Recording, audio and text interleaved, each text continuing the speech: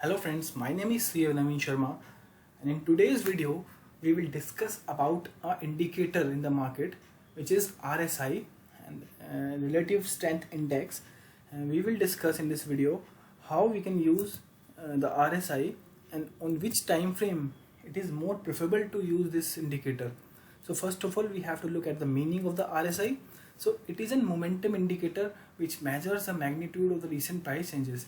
That means it tells us about the momentum, which way the market is going, either it is a sell side or a buy side. So let's move to the Bank Nifty charts so that we can have a better understanding about the RSI. So first of all we have to make some changes in the RSI settings. I'm using TradingView. So there you can see the upper band is 70. We can change it from 70 to 60, and here you can see the lower band is 30. So we have to make it from 30 to 40 and we have to save it.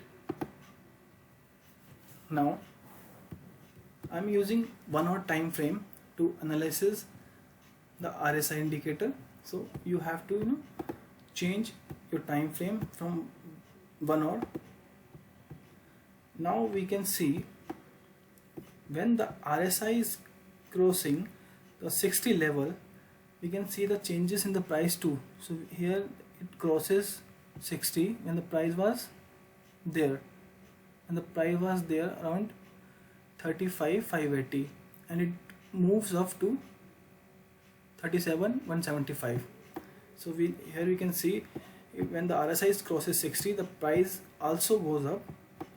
Now take some other examples too. Here we can see when the RSI crosses 60 at this level, the price was at 32,195 and it moves up to 34,202. So here we can see